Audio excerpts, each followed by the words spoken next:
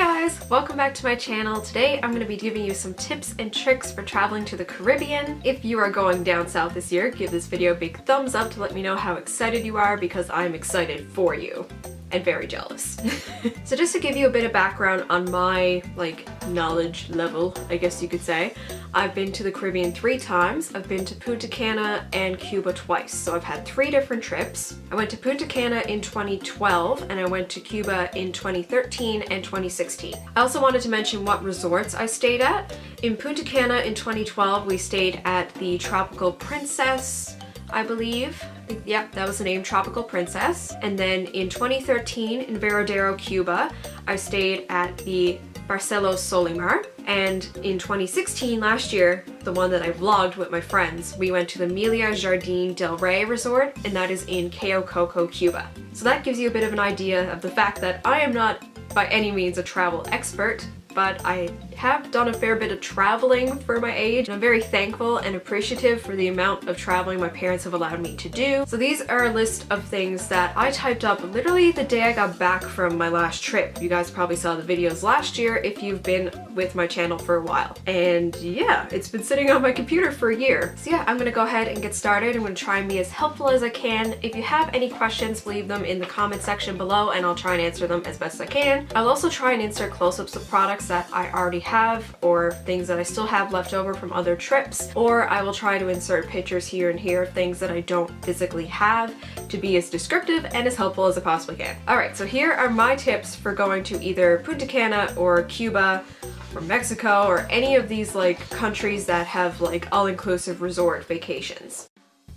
Book it as soon as you possibly can. I'm aware that a lot of people get really good deals if they book last minute. Prep is a good idea, and doing your homework and having time to do that and save up for the things you want for your trip is more of a good idea in my opinion. So I would say book it as soon as you can. I recommend if you're going in April or May that you have this thing booked by February. If you decide you're going, have it done by February.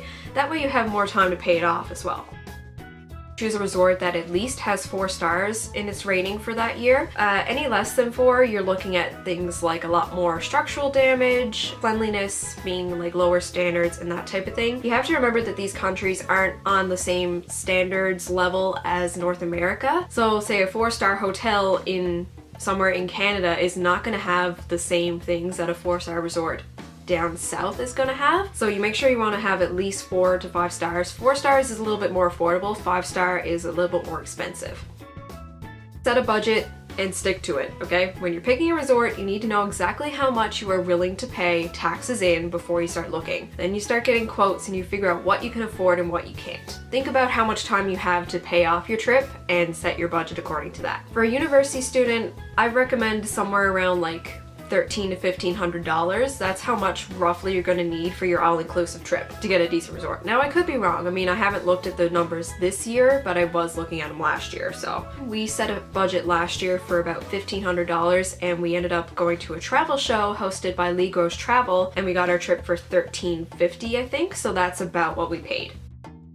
Tip number 4 is probably going to be a bit controversial. Some people swear by doing this themselves and other people like someone else to do it for them. I'm definitely one of those people who like someone else to do this for them, but I like to book through an agent. Booking through a travel agent gives you a bit more knowledge base because that person has, well, A, traveled to these resorts more than you have most likely. You know, they have better idea of what safety is like in the area. It ensures the booking goes through correctly most of the time.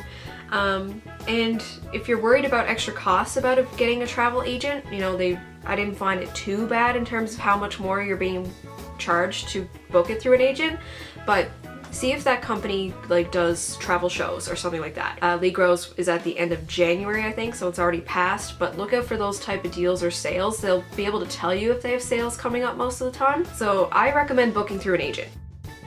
Go on TripAdvisor and other websites that review hotels and places in general to travel after you book and or even before you book, and just have a look at the candid photographs and reviews that people post. Not all of them are going to be super constructive. A lot of people just throw out some hate because one bad thing happened and then it ruined their whole trip, and just take it with a grain of salt, but it'll give you a general over idea of if all the reviews are bad or if they're mostly good. If it's mostly good, then chances are it's a good hotel. For Cuba, I remember there being a specific travel website actually run by Canadians of like different places and their recommendations, because they've like been avid travelers to specifically Cuba. So if you can find those websites, I will link those down below for you guys.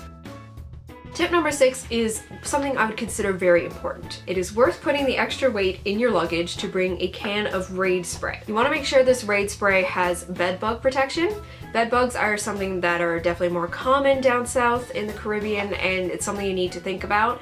So I definitely recommend taking a can. I remember showing it in my packing for vacation video from last year, which I will link down below, along with the other 2 videos I did. I think I did travel makeup bag, the packing, the suitcase, and the carry-on, and the toiletries. So I'll link those 3 down below. Bring a sealed travel mug for your drinks. Whether you're legal drinking age or not, you're gonna want something to keep your drink like cold when you're out at the pool and things. So what a lot of people do is they will bring a reusable mug like this with a good seal. This is a Bubba mug. So this is a travel mug that I bought at Canadian Tire. I think it was around $10-15 regular price. This holds 20 ounces of liquid. So it has like a really tight suction seal, and you can just wash it out with some bottled water between days. And yeah, that will keep your drink safe from the pool, so you can have it in the pool. It's not going to spill everywhere, and it will keep it colder longer as well. This may seem like a bummer to some people who are going down there to party, but I do not recommend getting absolutely wasted, okay? There's a reason why you shouldn't get absolutely wasted when you're down south. Actually, there's multiple. Number 1 is your personal safety, because A, you're not in a country where the rules and laws are the same as back home, and B, you're around many strangers who may not have the best intentions for you. Also, during the daytime, it's very hot, especially like around midday, 2 to 4 p.m. It's gonna be very hot, so it's very dehydrating to the body already on top of the alcohol, and it's really easy to get like heat stroke and really bad sunburns. So for those reasons, I do not recommend it. Take it easy, drink some water, bring some water with you in your pool bag. You get it in your hotel room anyway, so make sure you pace yourself, okay? You can still have fun and pace yourself. Tip number 9 is definitely have to do with SPF. If you guys remember from my vlogs, which will also be linked down below, we got kind of sunburned. I don't know if you guys can tell, but I am an effing lobster right now. From like my boobs up, I'm just completely scorched, and I'm so uncomfortable. Like, it is so painful. From both the catamaran cruise we did, and like an outside excursion from the resort, and the foam party on the actual resort, those days we got pretty sunburnt. So I do recommend wearing a higher SPF than you think you're going to need. If you need a 30 back home, wear a 50 down south, okay? The sun rays are much stronger down there, so you're gonna burn a lot quicker. In particular, if you are going out on boats and in like bodies of water and doing other excursions outside the resorts, definitely wear your higher SPF on those days. And if you're gonna be attending foam parties, I definitely recommend a resort that has foam parties, because that was really fun. But the soap that they use for the foam, it washes off sunscreen. So make sure you wear something that's really waterproof and you lather up really well before that. And if you're like me and you like going down south and getting a bit of a tan, then I'd recommend starting with 50 at like the beginning of your trip and on when you're wearing your excursions. But if you're just lazing around the pool for most of your trip, start with 50, then move to 30, and then maybe 15 on like the last 2 days. But make sure you are reapplying every 15-20 minutes. That way you will get color, but you won't burn. You also want to make sure you bring some after sun product and like actual medical solar cane spray or lotion to put on in the event that you do get burned. It was an absolute necessity for us. We were constantly applying it. We used almost a full bottle. As you can see here, that's the bottle. That's how much we had left between the 4 of us. We were using that, and on the really bad burns, solar cane. So that's something I definitely recommend you also have with you. Bring old cheap pillowcases with you. That way you can put them on the pillows and you know you're sleeping on a surface that is clean and from home and it smells nice and all that stuff. And if they're old cheap ones, you can just leave them there at the end of your trip. You don't have to bring them back. Tip number 11 is to not wear a lot of scented products like body sprays and perfumes and really fragrant like shampoos and stuff if it lingers in your hair. And the reason for that is bugs. Mosquitoes are really bad down south, especially at nighttime and around like dusk and dawn. Those are usually the times when they're the worst. So if we are walking out, like going to supper and like going to the disco or the club or whatever, I really recommend wearing off spray, especially around your ankles. Two of my friends who went with me, they got bitten very bad. Like they still have scarring on their ankles from those bites. They were that bad. So I definitely recommend bringing some off spray with a good DEET level in it. You don't have to use deep woods if you don't want to, unless you're really prone to bug bites. Another one that isn't too bad in smell is called Mucosol. If I can find a picture, I'll put it right here. Mucosol is a good one. Or you could bring like deep woods, or this is the one I used because I don't get bit too badly. This one's just the regular off. I like the kids one because it smells better. Yeah, and definitely bring some Afterbite or some Cameline lotion or something that will help with itching and fly bites and help with like possibly infection as well. Maid gifts. So it's usually like common courtesy to leave little thank you gifts for your maid when you go out for the day. And the thing with this is there's like this kind of universal rule now that whatever you leave on the bed once you've left for the day, that is considered the maid's gift. So don't leave all of your expensive stuff and things you do not want the maid to take on you on your bed. Make sure all that stuff is like in your suitcase. So things that I would recommend for maid gifts, I remember in Varadero being asked for things like shampoo and conditioner because it's hard to get good quality stuff for like at least an affordable price down there. So our drugstore is kind of like their high end in terms of beauty products. So bringing little bottles of like herbal essences and Pantene and stuff, they really appreciate that. Any gently used jewelry you have. I also brought like candy because they usually ask for candy for their children because that's hard to get as well. Gently used makeup like old blushes or something. Those are the type of things I'd recommend. Just leave a few on the bed each day. You could also just leave them like coin if you want, like a few pesos as well. Tip number 13 I put down for condiments. So if you're really a huge ketchup or mustard fan, or if you need Coffee Mate or artificial sweetener for your drinks, then bring those with you. Things like ketchup and that definitely aren't the same as here, so if you're the type of person who can't have like cheap ketchup or anything, I highly recommend bringing like a small squeeze tube of ketchup for yourself. Number 14 is really important, and this is something that actually kind of affected us on our recent trip, like last year. Make sure you're drinking bottled water. Our hotel actually ran out of fresh bottles of water for a while, so we had to hang on to our bottles and get them refilled at the bar. The bar has like safe filtered tap water that they can refill your bottles with in the event that you can't get a fresh one. So make sure you save the bottles that you get in your hotel room in the event that that happens. That was really the only major thing that happened on our trip in terms of the actual hotel and the way it ran. So yeah, the fact that you have to drink the bottled water and the filtered safe tap water. So those can come from the bars or the actual bottles. If you drink the stuff from the tap, like if you're brushing your teeth with tap water or you consume any when you're in the shower, that can cause problems. So unless you know 100% that you are prepared for water contaminants, like if you get like a vaccine or something, I would still avoid it if possible. So sometimes I would brush my teeth but make sure I didn't swallow any of it, but most of the time we used bottled water. In case of diarrhea, bring some electrolyte powder and an antibiotic prescription from your doctor. Punta Cana trip, Dominican, and my second trip, Cuba, I brought antibiotic prescriptions with me.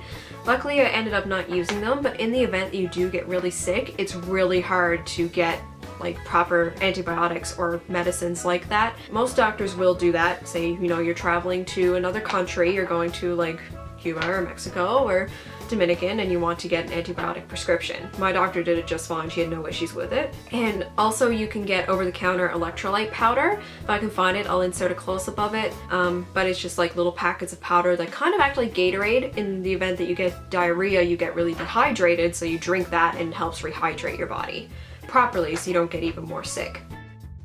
I skipped over 16 because it was don't leave anything on the beds. We already talked about that. Bring your own towel to dry off after showering if you don't like the scratchy like white towels, because I don't think they use a lot of fabric softener down there. So if your skin is sensitive or you really just don't like using them, bring your own towel to use like in the shower. That's what I did. You guys saw my towel in my packing video, and then I used the one that you can get out for around the pools outside.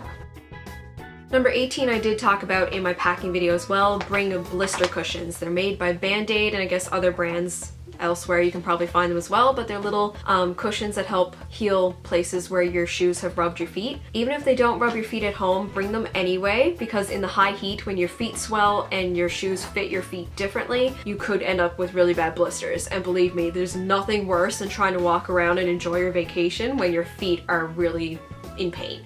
So definitely bring blister cushions and band-aids. Bring lots. You will not regret that at all. We already went over 19. Bring lots of lotion for sunscreen and solar cane. Gradually exchange cash for pesos as you need them. Once changed, they cannot be changed back into Canadian or American dollars. So make sure you're gradually exchanging money over time. Usually at your hotel, there'd be a place in the reception area to exchange your money. So definitely do a bit at a time. You're probably not going to spend as much as you think you are. And when you're considering how much money to change over into that currency, don't forget about tip money. So for people like your waiters, they don't make a lot of money. So make sure you tip your waiters, especially if they do a really good job.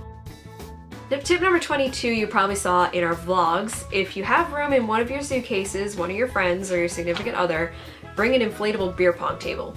Now I know this is usually more of an East Canada thing, but it was a great way to break the ice with other people around our age, and we got to talk to like more people around our age because it was kind of a conversation starter in the pool.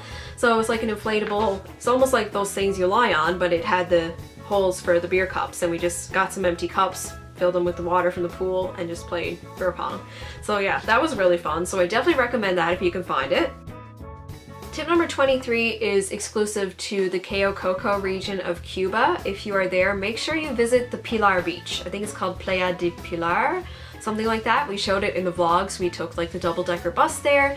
I think it's 5 pesos round trip, so you just get a little card when you get on the bus. Make sure you hang on to it to get back on the bus. And it just goes to all the resorts and then drops you off at the beach, and you can spend as much time there as you want. Now the bar and restaurant there are not included with your all-inclusiveness because you're off resort, but the beach is fabulous. Nice clean water, not too much seaweed, the sand is white, there's lots of chairs there. It is really nice. I highly recommend. Tip number 24 is to bring snack foods that won't melt in the heat. To eat between meals, because the buffets tend to like have different hours and things. You may not get what you want to snack on. So we brought things like Pringles and like bags of candy. Chocolate is a bit more likely to melt, but if it's like really hard, like on chocolate covered almonds or something, it should be okay. Just make sure you pack it like in the center of your suitcase. But yeah, definitely having chips and candy around was nice. Kept us full and happy. So yeah, definitely bring snack foods. Number 25 could be a disappointment to some people. I know in Cuba the Wi-Fi doesn't always work the best. It was better in Cayo Coco than it was in Varadero or Punta Cana, I will say that. At the Meila Jardines del Rey, that was our resort, it was 2 pesos for 1 hour of Wi-Fi. So you got like a little card and it gave you a little password, and that unlocked it for like exactly 1 hour, and you could like log in and out of it, so you didn't have to use it all up in one strip, which was nice, but it didn't always work super well.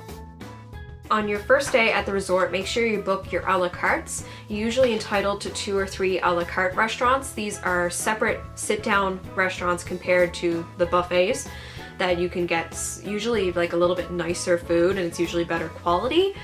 At the Meila, we really liked the, I think it was the French Bistro restaurant. That one was really good, so definitely book that one if you can when you get there. There's usually a separate desk for it in the lobby, and you just line up and you give your name and room number, and they book your restaurants and what time you want. Another thing that I didn't have written there is to make sure you make a packing list. I love lists. I am a list person and I love packing lists. So if you want, I can insert this in the description bar just to give you an idea of how I do up my packing lists. And this really helps me with packing, especially where I did that video and I had to unpack everything and then repack it before I leave. This was so handy. I did show this in the video though. So if you want this listed in the description bar, let me know and I'll put it there. So yeah, that is all I can think of for this video. I really hope it was helpful. If there's something else you want to know, let me know in the comment section down below. Give this video a big thumbs up if you found it helpful and made you more excited for your trip if you're going this year. Again, super jealous. Once you go, you're kind of addicted to it, I will say. If you go once, you'll want to go like every year. So that is it for this video, guys. Thank you so much for watching, and yeah, I will see you soon with my next video. Bye!